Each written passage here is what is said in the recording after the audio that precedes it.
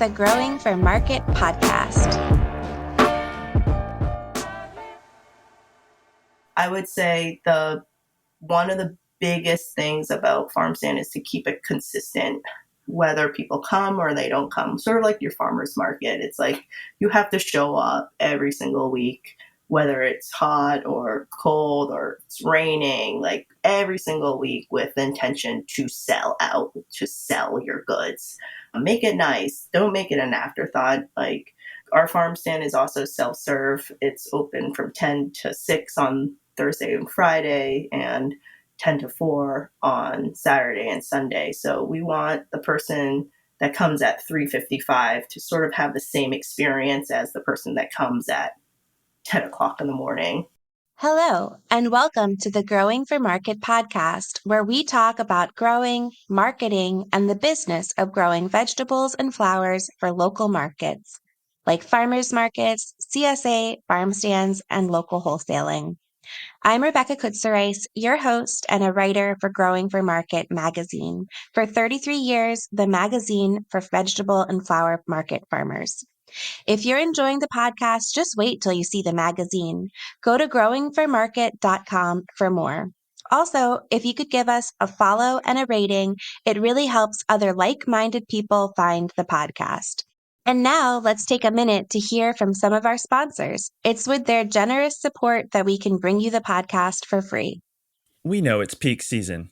You're busy, but the messages you send now are what drive renewals later.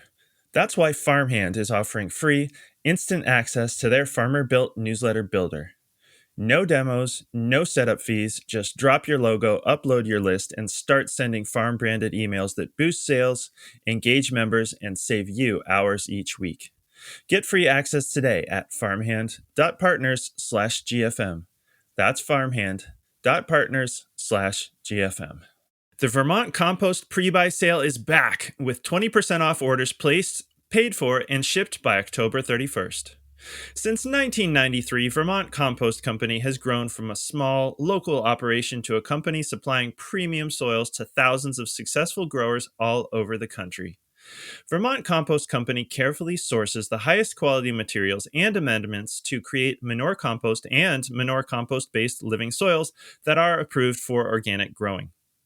In addition to product consistency, growers can depend on Vermont Compost Company as an invaluable resource for a breadth of soil and plant knowledge and technical expertise it takes to grow organically in an ever-changing environment.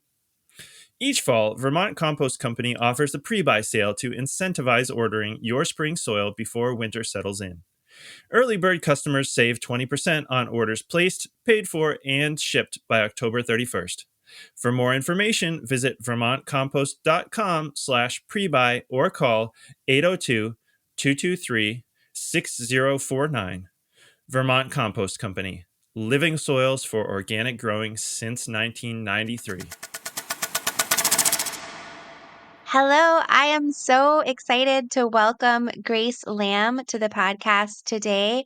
Grace is the owner of Fivefork Farms in Upton, Massachusetts, a cut flower farm in the Northeast. I first met Grace in 2022 at her Association of Specialty Cut Flower Growers tour and conference that she hosted there. I was so amazed by her incredible, beautiful, productive farm. And Grace and I have become pretty close friends after that tour. And I'm really grateful for our friendship and for her mentorship in cut flowers. And I'm really excited to have her on the podcast today.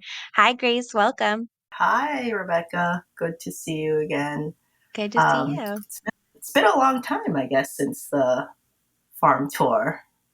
I think 3 years has really just flown by. Yeah. And I think that your farm has changed and continued to grow since then. So I'm really excited to chat about it. I guess for folks who aren't familiar with Fivefork Farm, can you tell us a little bit about how you started farming and what the farm has grown into today? Sure. Well, I'm a first generation farmer. I came actually from not an agricultural background whatsoever. I was actually in finance for number of years after college. But throughout growing up and, my whole childhood, I was that kid playing in the dirt. I grew up in a multi-generational household too, and my parents were immigrants to the US. So I lived with my grandma and my great grandma, basically a huge household. There's 5 kids, hence the name Fivefork. And when you have a lot of mouths to feed, you essentially grow your own food, or you grow as much as you can. So that was my childhood. We had a huge, huge, huge vegetable garden. And throughout the way, my mom would always plant flowers. So when people ask us, like, how did you learn how to do all of this? My reply is like, oh, it's just sort of like mom's backyard, but instead of 20 dahlia plants, it's 60,000 now. And I think we knew what dahlias and peonies were since I was really, really young. So essentially, fast forward to college, I graduated and I actually got a job in finance right out of school, but that was not the most fulfilling in terms of what I want to do for the rest of my life. So this sort of itch for farming and to try that out was quite strong. And essentially I got laid off in my first day on the job I worked in New York was when, I don't even know if this is relevant to people, but when Lehman Brothers sort of collapsed, that was my first day on the job. So I guess that was ominous for my financial career. But anyways, I got laid off in April 2011, 12, after 4 years in another sort of recession downturn in the finance industry. And I immediately knew I was just going to go farm.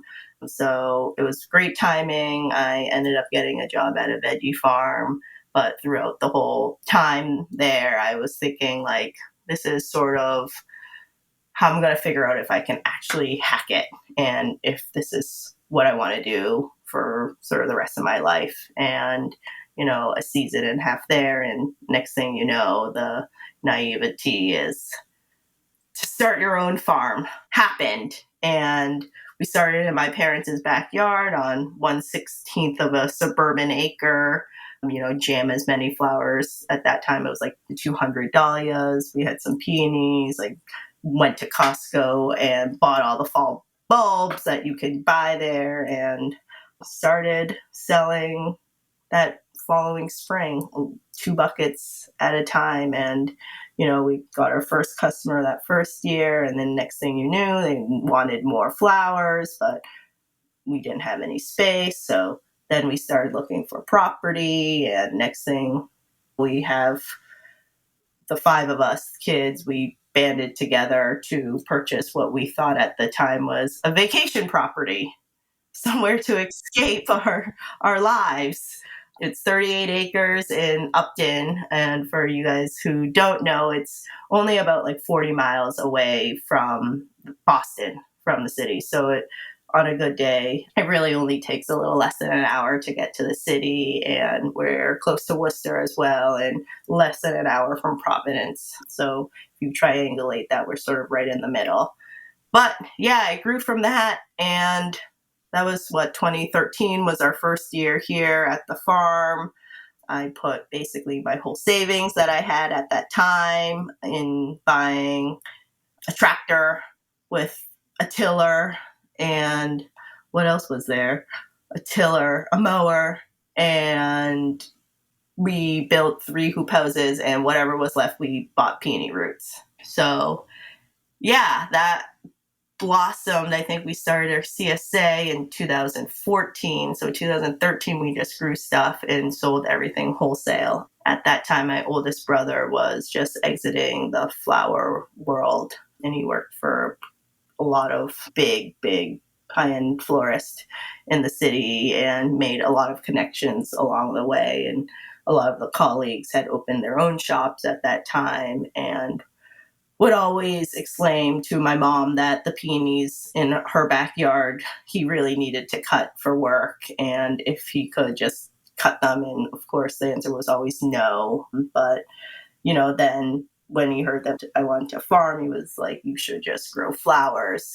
And there were so many people who would buy them right away. So despite wanting or having background in veggie farming, the business side of me and my brain says, okay, well, go where you can find a market to sell right away. So we went right into flowers, and I think it's going to be this is our 12th season. We're going to finish our 12th season farming, and it's been quite a ride since. So that first year, I think we had like 30 something CSA shares total the first year. And how many is it now? Now a lot. We just did our count for our upcoming dahlia share that's starting in a few weeks, which that share will have 743 shares.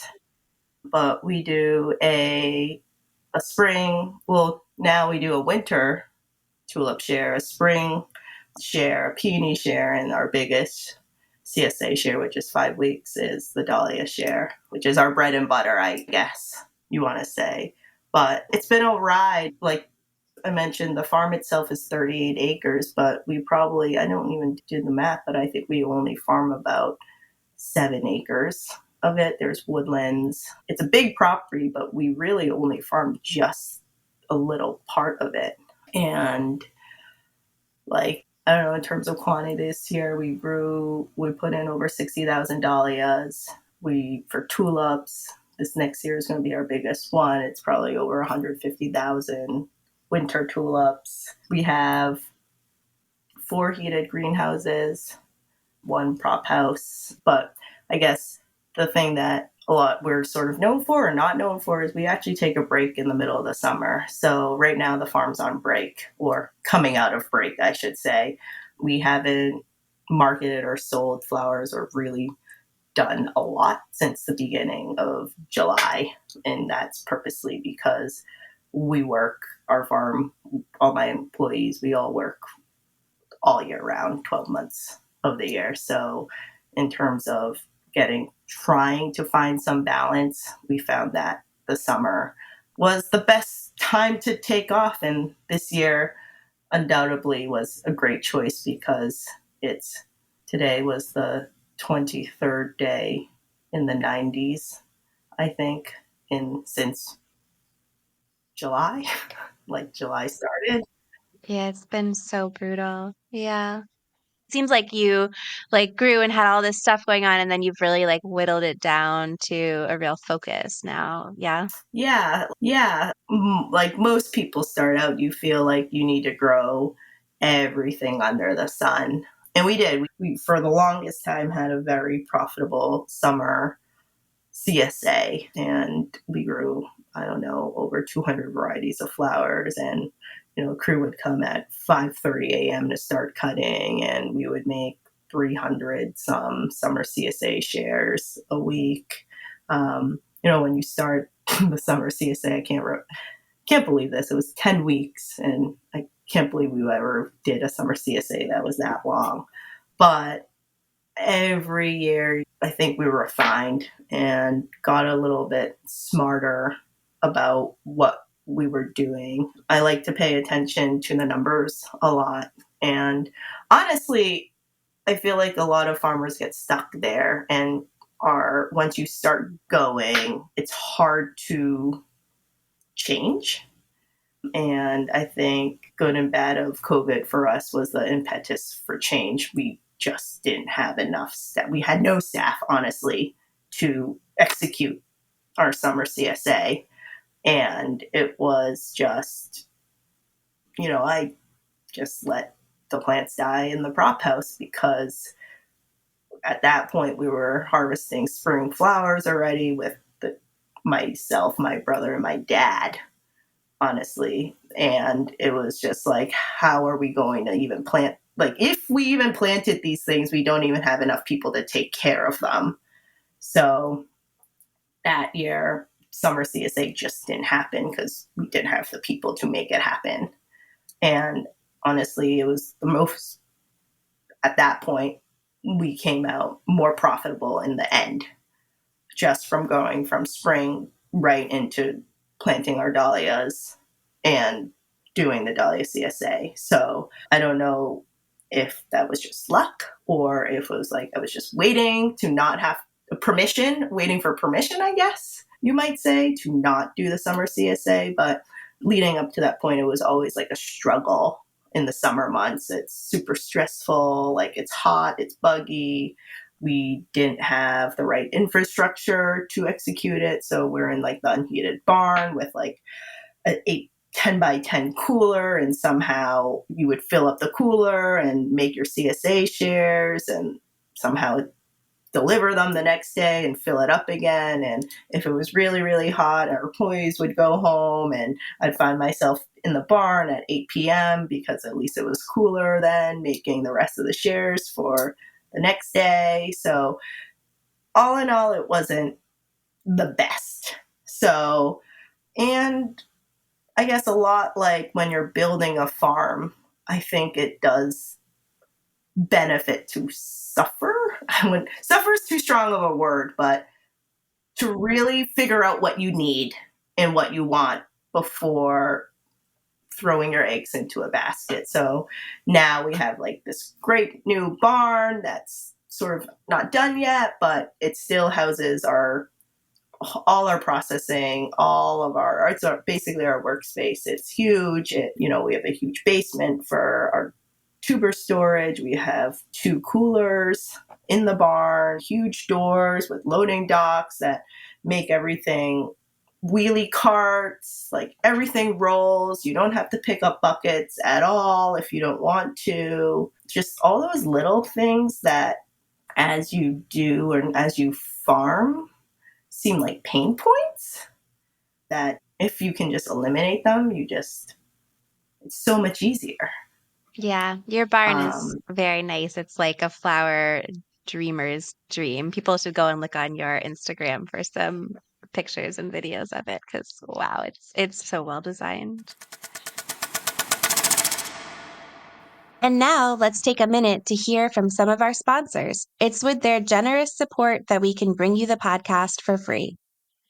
Today's episode of the Growing for Market podcast is brought to you by BCS America.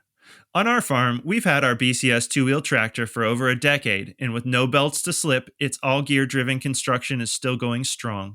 Though we originally got it for rototilling, we kept it even when we went mostly no-till because it can do so many other things around the farm. From snow blowing, to making raised beds with the rotary plow, to chipping wood, it can do just about anything you might need on a farm with the right attachment. Need to shred a cover crop? A BCS flail mower will make quick work of even the most vigorous cover crop and chop it up so it breaks down quickly. Want to stir in compost or amendments without inverting soil layers? A power harrow turns your BCS into a precise tilthing machine with depth control so you don't mix deeper than you want to. With so many attachments to choose from, it truly is the Swiss Army knife of farm implements. It's why, instead of saying 2-wheel tractor, so many people just say BCS.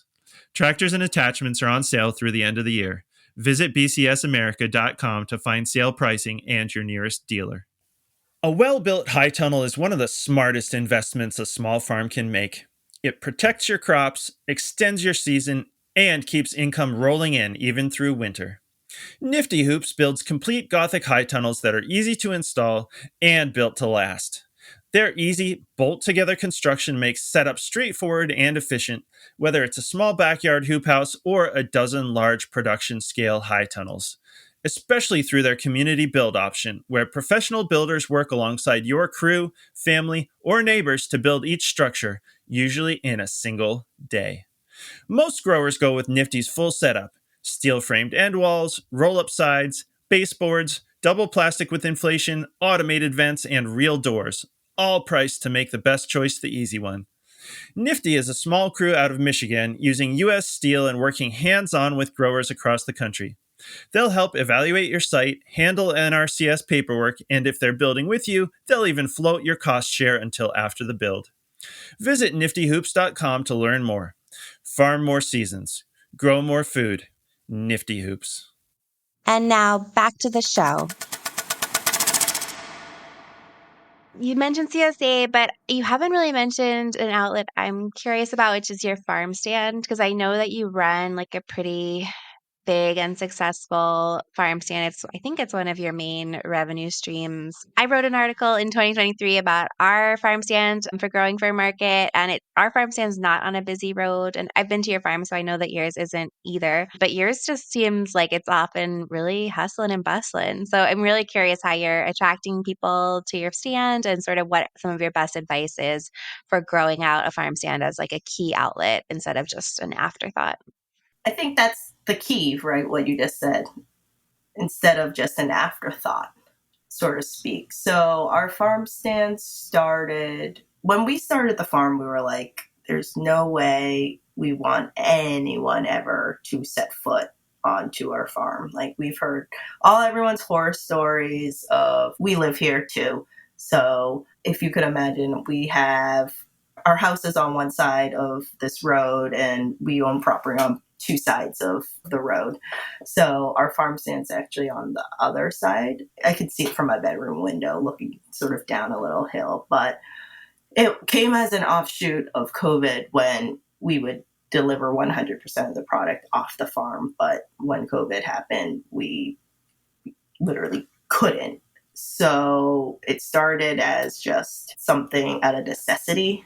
Our farm stand is in an old horse barn that, to our customers, say it has a lot of character. To me, I'm like, ooh, it's old and dungy. It's like, it used to be our old working space before we built our new barn. It's just long and narrow. Think like horse stalls. That's basically what our farm stand is. But I think it's sort of like going to farmer's market where you can't expect it to bring a lot of revenue right off the bat. You have to work on it. We have a lot of CSA customers in the city in Boston, and during COVID, it was like a escape, I think, for them. So we started just marketing it as like a place to get out of the city. And if you're in the city or near a city, like, people generally want something to do over on the weekend, especially if it's hot where you live. Like, I remember when I lived in the city, the first thing I would think about was where am I going to go this weekend?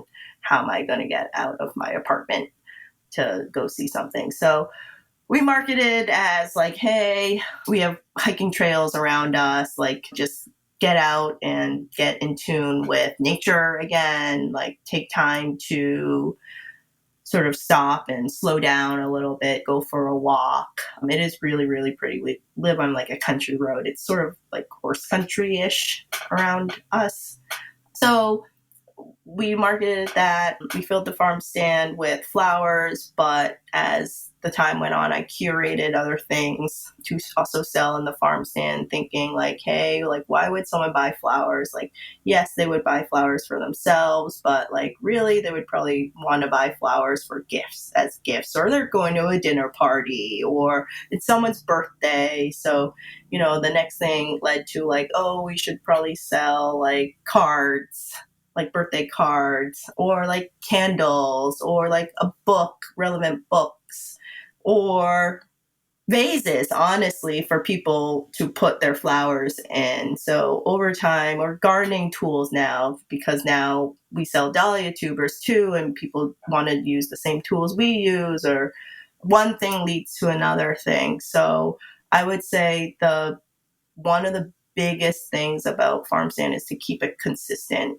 whether people come or they don't come. Sort of like your farmer's market. It's like, you have to show up every single week, whether it's hot or cold or it's raining, like every single week, with the intention to sell out, to sell your goods. Make it nice. Don't make it an afterthought. Our farm stand is also self-serve. It's open from 10 to 6 on Thursday and Friday, and 10 to 4 on Saturday and Sunday. So we want the person that comes at 3:55 to sort of have the same experience as the person that comes at 10 o'clock in the morning, right when we open.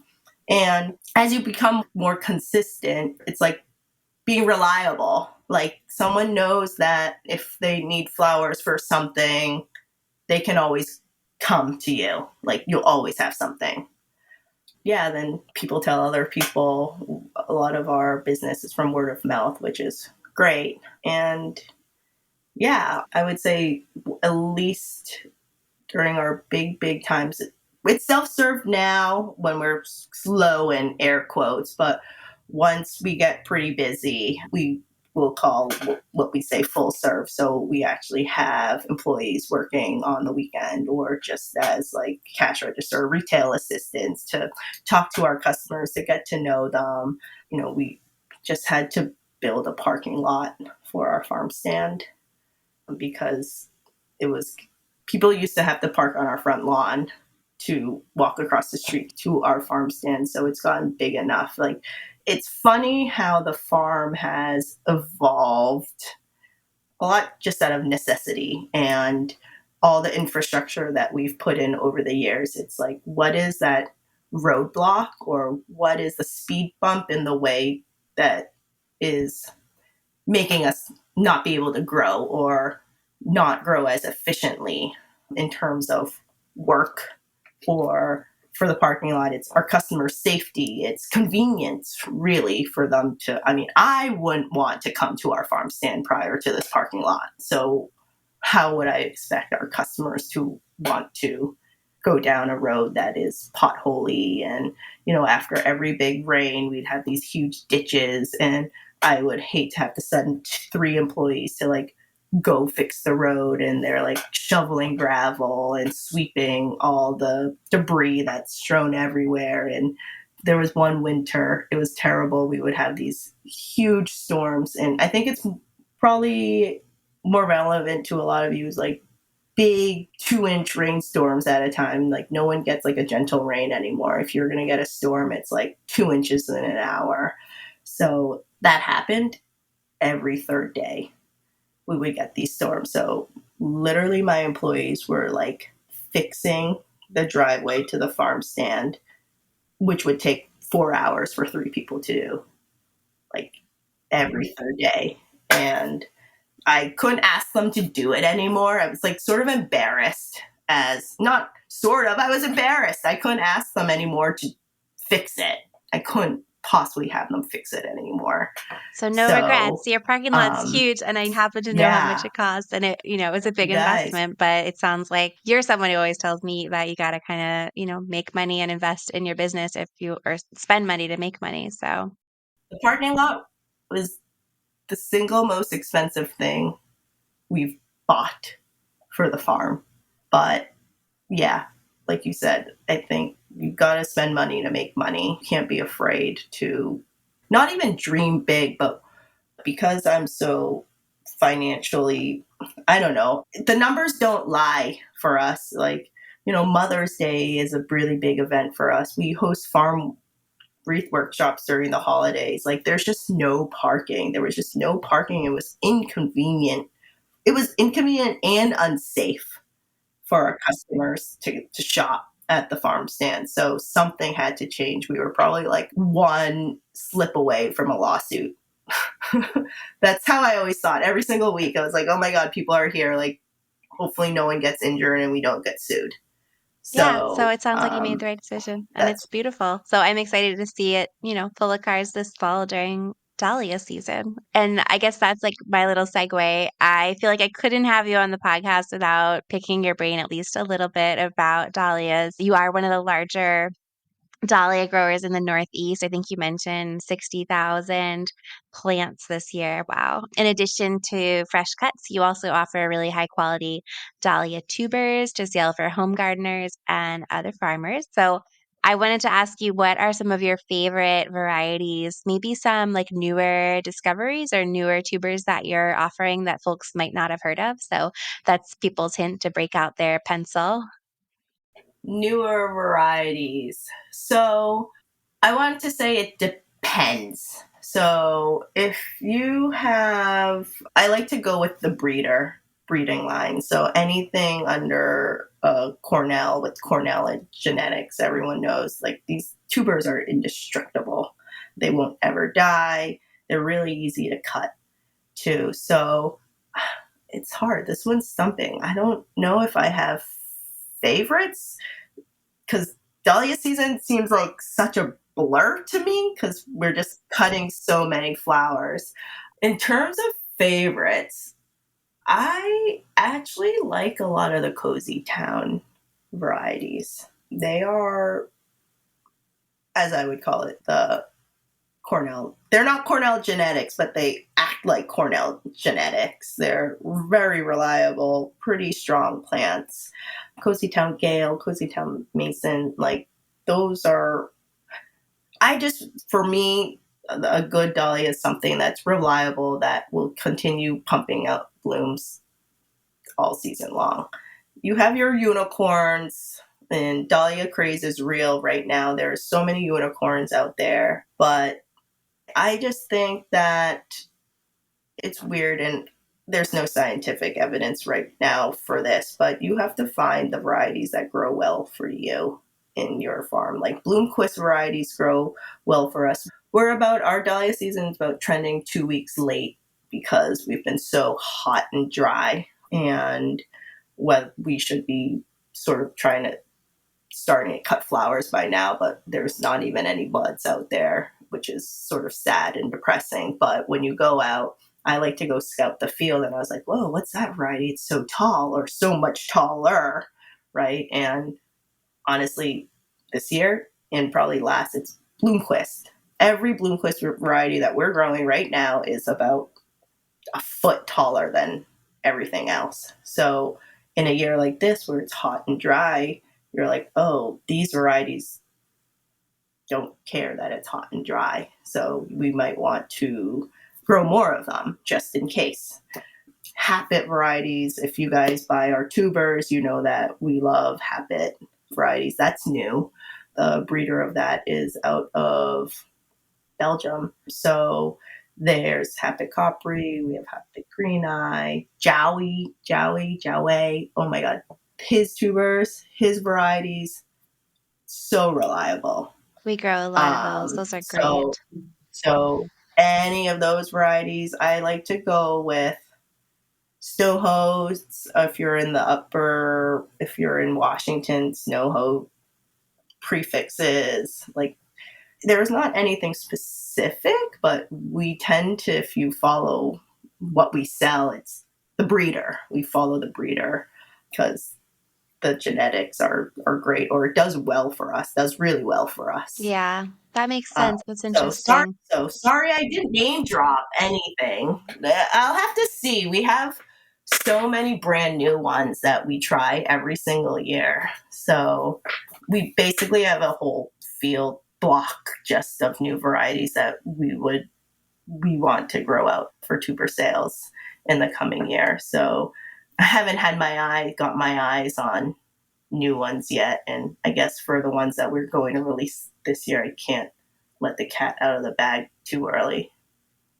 Okay, well, I look forward to seeing what they are. And yeah, it is August when we're recording, so dahlia season hasn't quite ramped up yet. We're here in New Jersey just harvesting like the first few stems. So, and you and I chat a lot, or I should say, I'm constantly asking you questions about mechanizing dahlia production and cultivation. So, for growers looking to kind of get started with some mechanization, I was curious what your like top favorite tools are for getting the dahlias a little less like hand scale and a little more mechanized. Yeah, so I think I've told you this. I was like, we didn't start mechanizing until we were over 30,000, when I refused to dig these things up anymore by hand. You know, this sort of now changes like why we didn't invest in equipment to mechanize is sometimes the equipment is very, very expensive. So once we started to really like throw all the eggs in the basket of dahlias, then it made sense to sort of invest in $50,000 pieces of equipment because it would make our life a lot easier. So if you're just starting off like planting, as I get older, I'm like, I don't want to bend over either. And I mean, we started the farm, I was 26, and now I just turned 40. So it's like, oh my God, like I don't want to bend over anymore. So mechanization could be as easy as getting middle buster and making your planting troughs and dumping your tubers in and just getting covering discs to cover your tubers so you don't have to plant in a hole. I don't know where you are. I don't know how people grow, but a lot of people like to use black plastic. I can't imagine growing dahlias in black plastic right now. But if you need to cut down on weeds, it's not even mechanization. Johnny's, I think I keep telling you this, you need to get these Johnny's tine weeders. It's as if you're mechanizing, but you're not. It's like a weeding implement. So if you can just get out there and like sweep your beds every week during the growing season, it's as good as something on a tractor. So use your tractor, make your planting troughs, throw your tubers in, get some covering discs, or at least if you don't have covering discs, just rake soil over it. We have cultivating tractors. We got them basically for dahlias to tine weed and cultivate our pads. We don't grow them in plastic at all. But if you're smaller scale and you don't have a cultivating tractor, the Johnny's tine weeders, there's ones that come in like 24 inches. So like 2 passes over your beds with that. Same thing as the tine weeder that we have for our tractor. Also, if you have a BCS, the thing that throws soil, I forget what that's called. We borrowed that one year from our friend. So that's the same thing as making a trough. You can literally just plant your tubers on bare ground, like level ground, and use, I feel so silly. I don't know what that implement is called, but it throws soil over. That's basically how you're going to plant your plant, and you can use it again later on the season to hill your dahlias too. So, talk a little more about hilling just for people who kind of don't know that technique. So we plant them in as if, when we got to a certain scale, we decided we couldn't net or stake these dahlias anymore because there's just so many of them. The cleanup would be terrible too. So we learned that if we hilled them, which is like throwing soil on top of the base of the plants, they would stay up by themselves.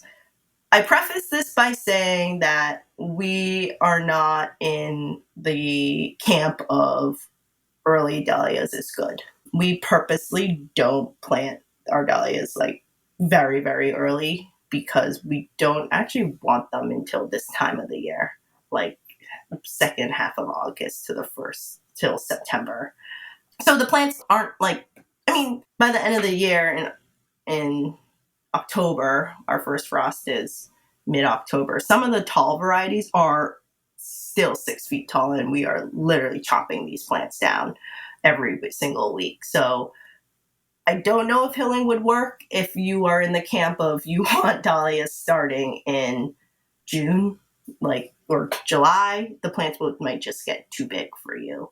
And when do you But plant your dahlias? Because I know people are always racing out there, like first week of May, but tell people when you plant your dahlias. honestly, we don't end up starting to plant until probably Memorial Day. If we even get there, because we have Mother's Day, it's usually middle of May. It's crazy busy. You can't even think about it.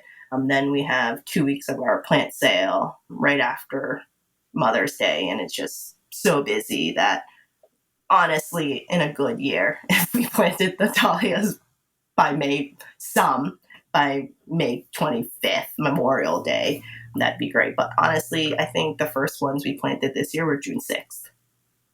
And we plant all the way up to, for us, July 4th. So think it's $60,000, but $60,000 that get planted over like a month so that we're not picking by week 3 of dahlia season, we are literally picking 60,000 plants, but it's like a slow trickle to when it starts. And it's like a bell curve, right? All your plants will sort of have its bell curve of they'll trickle in, then 1 week you'll have a lot, and it goes back down. So we try to even it out. to make it doable for us and our crew, but we pick every single last stem on this farm during dahlia season. It might seem crazy to people, but Yeah, that's a lot of dahlias. What is your post-harvest recommendation? I've asked this from a few different guests and I've gotten a range of answers. So what's the Five Forks approach to dahlia post-harvest? we use Chrysal tea bags. So our process is we have our buckets out in the field and that gets filled. Dahlias are really heavy drinkers, so we usually fill our buckets halfway up and we throw one of the Chrysal tea bags in there. I like the tea bags because it's literally a physical and visual reminder that there's flower food in there. Otherwise, there's so many buckets going around that people are like, is there food? Is there no food? We think that I have no tests, but we do think that the food helps a lot, especially in like the stems are pretty dirty. I don't know if you guys have dahlias kept in your house, but the water turns pretty murky within 2 days.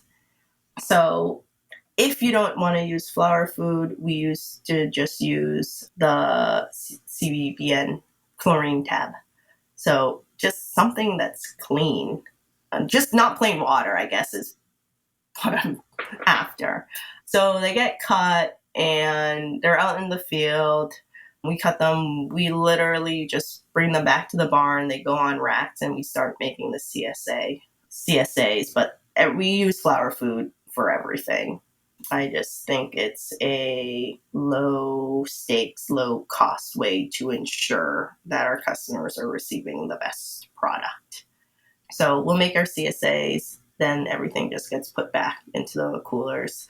But for us during dahlia season, it's a 24-hour, maybe a 48-hour turnaround for what we cut in a day. So things go in, the coolers are full. The next morning, it all gets delivered, and the coolers get sort of filled up again and this is 6, in a good year, 8 weeks. Yeah. I feel like the short But life of dahlias is kind of a blessing and a curse. For me, I actually think we sell a lot more dahlias because unlike, like a lily where people say, "Oh, my lilies from last week still look great." Like the dahlias aren't going to look great in a week, so people keep buying them week after week after week. So, I wish I had this exploding button like that you could press here that on the 6.5 day, like at night on the 6th day, you can press the button and all the flowers that you've sold that week like die. So I love that. Yeah, like we grow a lot of callas and sometimes they last like 3 or 4 weeks. So that's it. Like nobody's going to buy them you have again, to So, you have to give the customer a reason to shop again, to come back and shop. But yeah, I think for that, if your customers or anyone's experiencing like even shorter base life, there are varieties that just will die. Like I usually say, the prettier they are and the more stunning they are, the shorter their base life is. Sort of like a peony, right? Like people still buy peonies, but they know that they're only going to live for 3 days. And that's why they're special. That's why cafe is special. That's why some of the dinner plates are special, right? We do sell a lot of ball dahlias too. And for people that want the longest vase life, it's, hey, choose these variety ones, or these varieties, especially the ones that are darker in color, last, I don't know why, much longer. Maybe you just don't see that they're browning. But I've never thought about that. But yeah, now that like you're saying that, that is the true. dark Interesting. varieties, the dark varieties last longer. I don't know why. But you could also experiment with stage of harvest too. So a lot of the fluffier petaled varieties, a lot of your decorative or informal decorative, we actually cut tighter because they will open. That's the good thing about using flower food too, is like they will open overnight and continue to open a little bit. Not like grow 100%, but they will continue to open slowly for your customer. Yeah. That's a good tip. It's sort of about experimenting. And also, I feel like just with what works with your farm and your Mm-hmm. customer. Yeah.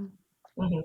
You've like alluded to the weather a bunch of times. I mean, I guess we're farmers, so it's like all we talk about and think about is the weather. I know it's been like very dry here. I know 2 years ago it was very wet, and all of these extremes have been really Mm-hmm. tough on the dahlias. I'm just kind of curious like as to what challenges your farm is facing when it comes to climate change. Do you have advice for becoming more resilient or sort of steps that you're taking? Oh man, yeah. Like in the 12 years of this farm, we've experienced, like probably everyone has experienced like a record everything. Record rain, record snow, record cold, record hot, record hottest fill in the blank, record coldest fill in the blank. It's so extreme. You can't really plan. You can plan for it. I think being resilient is the best word. Is like we have heaters in all our tunnels now, despite knowing that we probably might not turn on this heater for these crops that are supposed to be growing in like an unheated tunnel environment. But push comes to shove, like we've experienced all those nights where all of a sudden it drops to zero, and the cold nights are happening like earlier or later in the season when the plants are bigger, or or winters are warmer so the plants get bigger too fast, and then all of a sudden winter comes back. So for the cost of a heater, it's just insurance that if we need to turn it on for 3 nights or however many nights, we have the option. It's like optionality to use it or not use it if you wanted. Another thing, we talk about weather a lot. It's really, really difficult. One of the reasons why we cut out summer CSA too is we just didn't have enough water, irrigation to water both the dahlias and the summer annuals. And at that time it was so stressful because you're like, these flowers are growing and they're big flowers, but we've drilled 2 wells already back here and we just have no water. So to put that in perspective, we have 2 dug wells that produce a total 11 gallons a minute. Ouch. Yeah. So we're trying to farm with 11 gallons a minute here. So before we dug our pond, it was like running around. Everything's under it. We do not overhead anything. So water is a heavy consideration. Like it was a drought year and we were literally having flowers die because we already used this flower for CSA, and despite it could have continued flowering for a month, we're like, okay, well, we had it in CSA 1 week. It's okay. We can let it die because we need the next new thing to come to keep living. So it's putting all your everything that could possibly go wrong on a list and how you're going to face it. Like snow, right? Okay, well, we have snow blowers now. Like the heat can melt the snow too. Rain, oh man, we have the worst drainage and in one of our fields. And one of the years it was June, and I think some farmers in Ohio right now are dealing with like they still can't get in their fields because it's been raining all the time. But then it's like tile drainage. We work a lot with NRCS too. Like, thank God for NRCS. Thank God for them because they've been so helpful in allowing us to do projects or help fund our projects, and just technical assistance. Like when you're just farming and just starting out, you really don't know what you don't know. And these people are here to help you solve your problems. So yeah, we put in a lot of drainage. We've had, what else has NRCS did? Like a lot of our tunnels are from the EQIP program. So that helped defray some of the costs there. I wanted to ask because I We know that we just, did, at your advice, got an energy audit oh, right. done. Did NRCS fund that for Yeah, you? NRCS funded that for us, and it's so much better. When we got our energy audit done, it was a while ago. Like these newer technologies of like geothermal, like wasn't an option for us. It was like solar or not solar, right? And was like, yeah, this is how much energy you're using. We still don't have solar panels yet, but it's in the works, hopefully.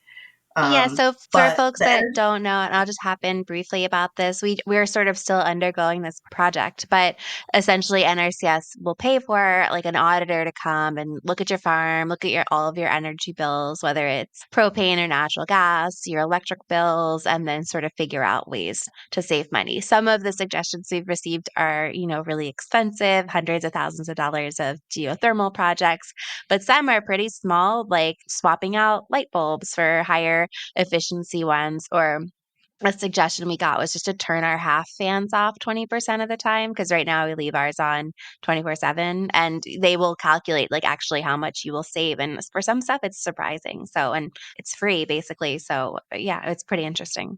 yeah, some of it's like, what heater are you using to heat your greenhouse, right? So Modine makes like the Affinity 93% one is what you should be using. But even like a less efficient heater, you're going to be burning more propane in the winter. So they calculate all of that from your electricity bills, with what you're paying, with how much gas you're using. And it could be, one was like the lighting we had in our prop house was like the prop house was here when our old prop house was here when we bought it. It was the old like halogen, these big ballasts. So that was something that they identified to change to LED. But yeah, in terms of the weather and sort of becoming more resilient, you got to just put safeguards so that the farm can get through it. Do you know about the NAP program? Yeah, so that's the USDA's non-insured disaster assistance program. I think you were the one that first told me about it, and now I've become like a big fan of this program. It provides coverage for weather-related crop loss. So we signed up for it after you told us about it, and then this year we actually bought up like a higher rate. You're the only farmer I know personally that's like actually received some loss payments. Do you want to sort of tell that story? Yeah, I kept on reading about this program, and it came about with our relationship with FSA too. So if you guys don't have a relationship with FSA yet, or NRCS, you should. They might be really, really busy right now due to staff layoffs and everything going under government right now, but they're very, very nice people. If you don't get an email back right away, just know that there's some staffing issues that they're hopefully working to resolve, hopefully. But this NAP program, the Non-Insured Disaster Assistance Program, I was reading about it and I was like, I think we should sign up for this. I think it's free for beginning farmers, honestly. It's free. And you just have to sign up. And for you listening, I think you have to sign up well ahead of the next year. So next year is 2026. I think the deadline is September 30th. So coming up to sign up to be insured for next year. So what ends up happening under NAP is you have to provide like your planting plan, dates. Record keeping is important because in order to get an insurance payout, if something happens, they need to make sure that you actually planted your crop and you took care of it, and like you didn't just plant it and didn't weed it, didn't take care of it, didn't water it, and that's why they died, and that's why you are left with nothing to sell. So we did it anyways. We had all this information anyways because we sort of record when we plant our plants, and inevitably we're taking pictures throughout the year anyways. So we got an insurance payout, was it two summers ago? I think it was 2 summers ago when we had so much rain, like literally so much rain that I think 60% of our dahlia crop died that year. There was nothing in one whole field. All the tubers rotted, not even the tubers rotted, but full plants just started dying because it was essentially flooded. So an insurance adjuster comes out, like a crop insurance adjuster will come out and make sure that your loss is what you said it was. And for us, it was like, it took a while. We walked every single bed, every single row, and we took pictures. And it was like, the loss percentage here is 30%. The loss percentage over there is 20%. And then we calculated a number of loss throughout our whole farm. For us, you have to sign up by what crop it is. And every office might do it a little bit differently. But for us here, because we grow so many dahlias, that is basically our only crop in the fall.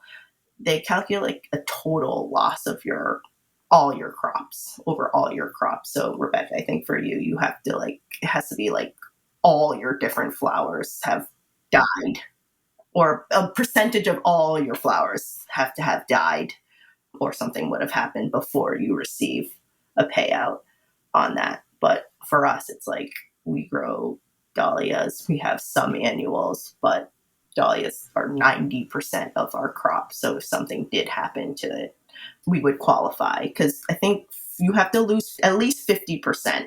That's right. For the free coverage, it's 50%. And then this year we sort of bought coverage. And so now we only have to lose 35% of our crops that are planted at that time, which to me feels like pretty probable in a given year. And especially if something catastrophic happens, we'll definitely hit 35% of that crop at that time.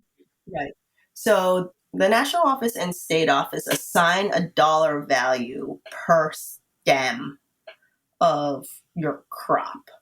This is the tricky part, is they're sort of revamping FSA right now, because their numbers and their crop values are sort of, there's no precedent right now. So for us, for dahlias, it's like I had to prove that we wholesale, but we also retail. You're not going to get a retail price if you incurred loss. So even on a wholesale basis, though, right now it's dahlias went for $250 a stem. Like, there's proof. Like, you have to supply that's the going price of them. And so for dahlias entered in our state in Massachusetts are valued at, I don't know what it is this year, but it could be $2 a stem. So you do all the math as to how many stems we lost because of our plant loss. And I mean, that sort of saved us this year. It was like high 5-figure insurance payout for us. And it helped it. That's what paid for our employees to work in the winter, pretty much. But it's free. We also do the buy up. And I honestly think it's so worth it, because for our whole farm coverage, I think our premium is $7,000. I think it's very reasonable. That's what ours is. And it's also, you pay it further, like you pay it in the future. And I don't know, just if that 35% likelihood seems that, every 3 years that's going to happen probably. It doesn't have to be a tornado, So, yeah. Right. It doesn't have to be a tornado. It could be a windstorm. Like, that's something that happened. It's like, it could have just been a windstorm and for dahlias, that happens all the time, where all of a sudden it's crazy wind and your plants get snapped over. If you grow a lot of sunflowers, or tall things, like, how many times did you have to pick up sunflowers from the ground? So it's anything. Hail, like people's crops being destroyed by hail right now, that covers that. Total remarkable. Like, Vermont's been flooded for 2 of the last 3 summers. It will pay for that. The NAP program, I feel like, is just very low-hanging fruit that everyone can sign up for, just to feel that you're receiving some sort of protection if something catastrophic happens, which is honestly, I feel like it's a 50-50 chance that something catastrophic is going to happen every single year. And I might be the pessimist, but it seems like you're so close to that being you. And for listeners, I'll just add Grace and I are both flower farmers, but this applies for many different crops and specialty crops. And actually, in my opinion, flowers is not great coverage compared to vegetables, where tomatoes like have their own, you'd get your own coverage for your tomatoes, for example. So, yeah, I hope folks will definitely look into it.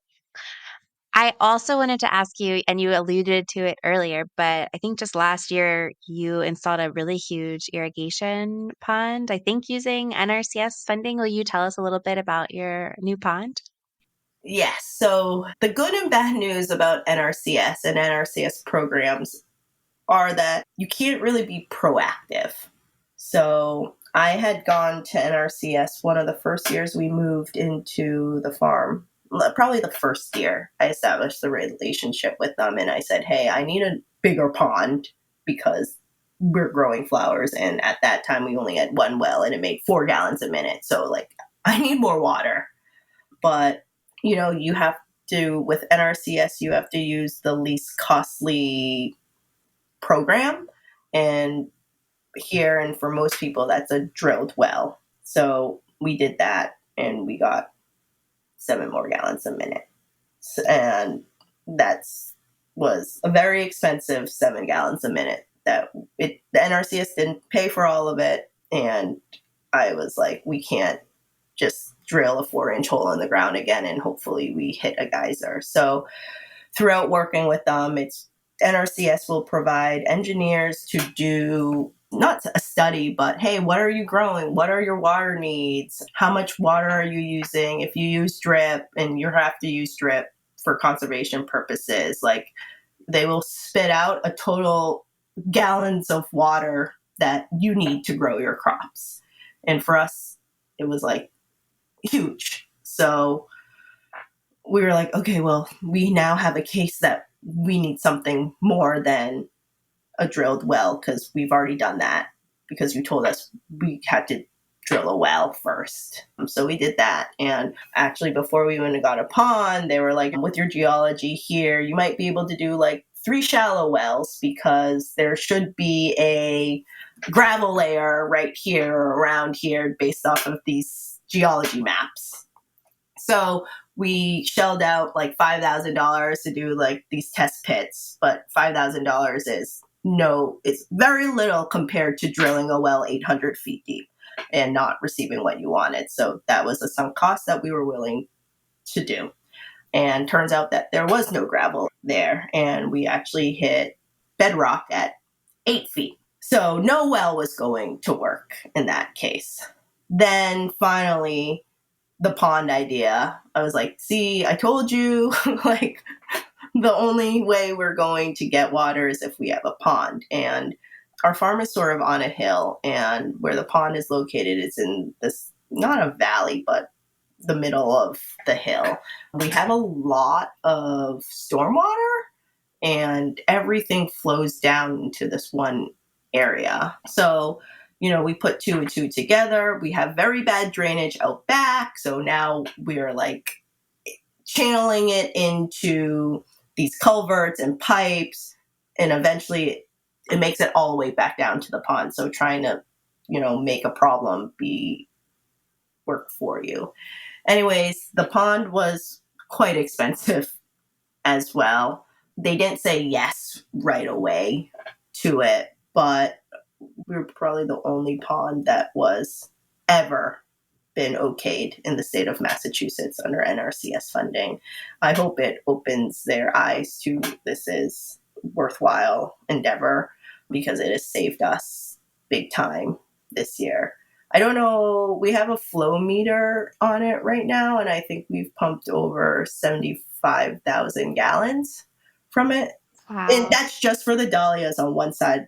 Like, that's just like for 40,000 dahlias on one side of the farm. When we had engineered the pond, we thought it would provide enough water to water our whole pond. Like, so we could like pump the water back up the hill to the back fields to use. But because we're not getting any rain this year, that it hasn't been recharging at all, and it's quite low. Maybe I'll post a picture of it soon, but right now it's a big hole in the ground. there is water still left in it, but it's getting lower and lower and lower as we water more and more and more. That's also one of the reasons why we didn't want to grow dahlias earlier, because for you all that grow dahlias know that they are water hogs. They're water hogs, and if they're blooming this time of the year, like they're big plants, and big plants need even more water. And we're like, well, we don't have enough water. We still, from this year's experience, we don't have enough water to water everything. So that was the pond. The irony in all of this was when we installed the pond 2 summers ago, it didn't stop raining. And we had to just stop. The shape of the pond was the shape of the pond because that's all they could build anymore. We had to pump water out of it, and it was just is what it is. So we didn't actually get an accurate depth or width of it because no one could get in there. So I guess the silver lining is if it does go dry this year, our NRCS engineer is going to come back out and measure it and actually take like a topographical sketch, for lack of a better word. Sorry, that's probably like so wrong. Sorry, Nathan. Like I'm butchering your job or your profession. And we should know exactly how many gallons the pond holds, and if it rains X amount of inches, how fast it should potentially recharge. I'm a numbers math nerd, so this stuff excites me to know like about how many gallons we have in there that's left. And if it rains just 1 inch, that means we get 10,000 more gallons. That's great. And I mean, I feel like you have a lot more knowledge about it than you often do a well. Like I know a farmer I follow was like well ran dry this week and it was like a real surprise. So yeah, you can actually see it and kind of know what's going on in there. Yeah, that's great.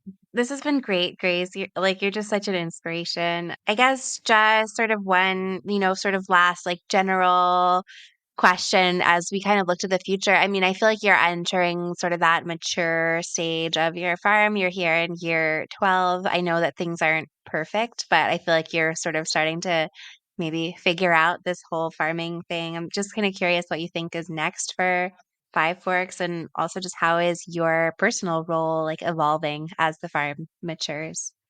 Yeah, it's been quite a wild ride, It's been different because the farm has grown quite a bit. And I think for us, we keep thinking, like, how can we make the farm more sustainable? Not just in the buildings or the fuel that we use, but for honestly, mainly for the people, for me, for my family, for my employees, right? And how can we make the farm a place to have that has employees that have been there for 20, 30 years. Are we there yet? No. And I think if you're even listening to the podcast, I think a lot of times I keep thinking like, how can I pay my employees more?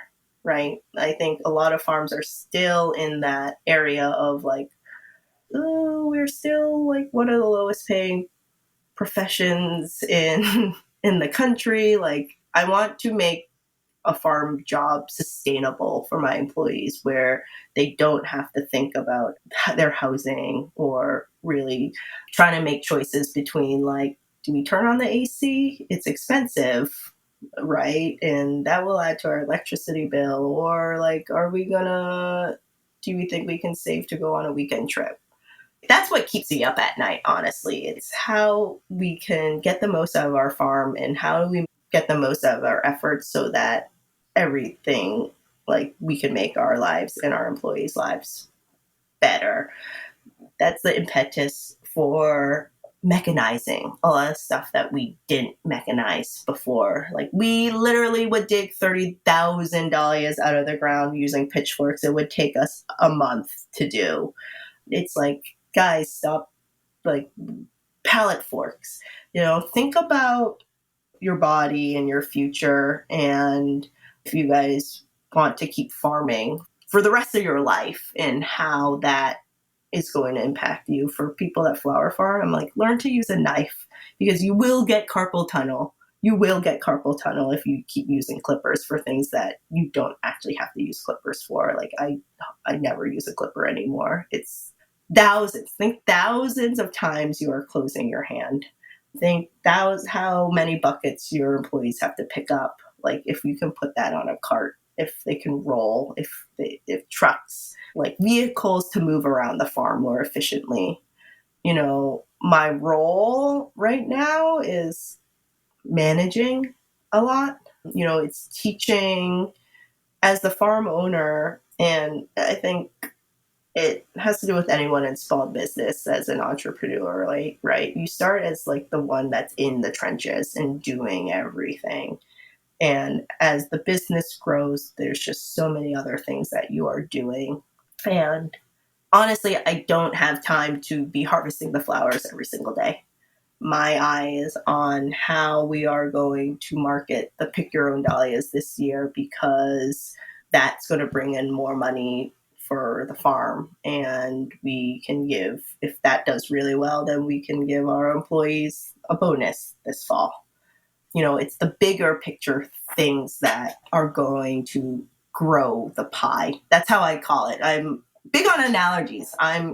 My role right now is how we're going as a farm going to grow the pie so that all of my employees have a bigger piece of it. Some days it's very frustrating because the easy part would just be go out and do the job, right? And not, I'm a people manager for everyone who give employees a bad rap. It's not the employees usually. The employees are usually following their directions. Everyone is trying to do the right thing.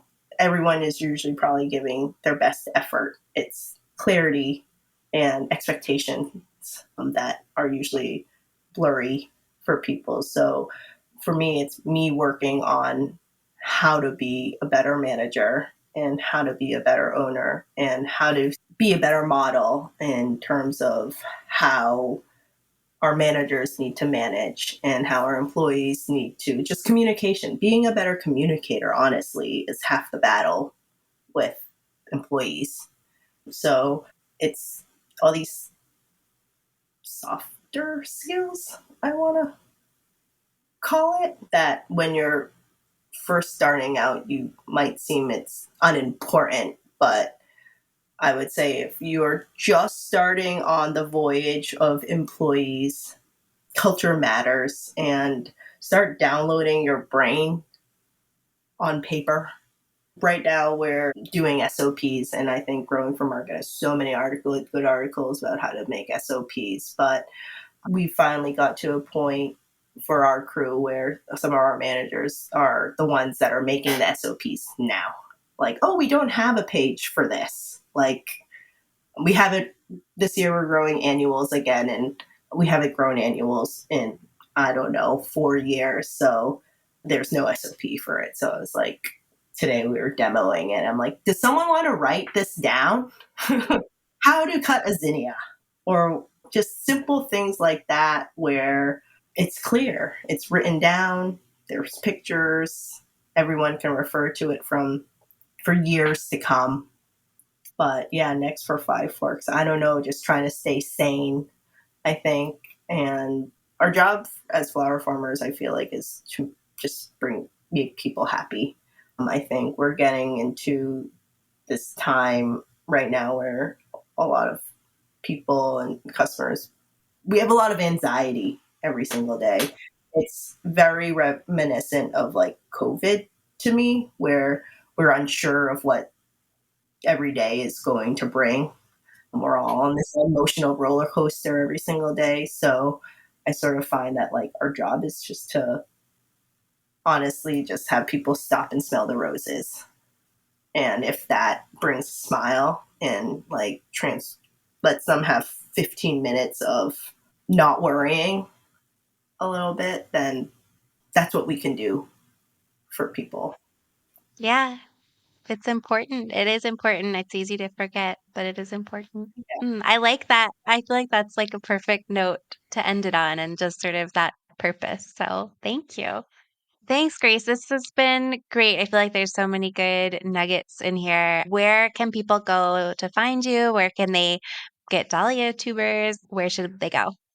So the best place to go to know what's happening on the farm is our social media. So it's Fivefork Farms on Instagram and Facebook, and our website is just fiveforkfarms.com. So yeah, the number 5, well, 5 spelled out.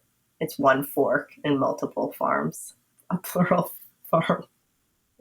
I apologize. I think I said it wrong the entire podcast. And I even have a note at the top of my sheet that is the opposite of what you just said. So Don't worry. my apologies. Don't worry. So if you try to send an email, it doesn't go through. It's because the S is in the wrong place. But yeah, our dahlia tubers usually go on sale the first week of January, just after usually our employees and our managers and us spend our holiday break trying to figure out our inventory. So we have the week between Christmas and New Year's off, but it's oftentimes stressful trying to figure out the tuber store. So it launches the week after we get back and during New Year's. So that's that. But if you guys are in the area, anyone's welcome to visit the farm stand. We're open Thursday, Friday, Saturday, Sundays. And we do 2 farmers markets, one in Worcester and one in Brookline, which is in the city. So that information will be found on our website. Great. Thank you so much, Grace. Have a great rest of your season. You too. Thank you for joining us for this episode of the Growing for Market podcast. If you've been enjoying the show, please consider giving us a follow and a rating or a review. It really helps others find the podcast. For more tips and information from farmer to farmer, check out our magazine at growingformarket.com. Whether you're a commercial grower or just want to grow like one, subscribe to Growing for Market magazine for the nitty-gritty of growing, marketing, and the business of market farming. We publish 10 issues per year with articles written by experienced farmers on topics ranging from tools and techniques to farm business operations and marketing. If you've been listening to the Growing for Market podcast and haven't yet checked out the Growing for Market magazine, we've made a change so that you can try the magazine for free. We've added a free month to the beginning of all first-time subscriptions. Try out the digital or paper magazine, and if it's not for you, cancel within 28 days and you'll never get billed. With digital subscriptions starting at just $39 per year, you get a year of the magazine plus over 150 back issues from the last 15 years. Head on over to growingformarket.com and subscribe today to benefit from over 3 decades of writing by farmers for farmers in Growing for Market magazine.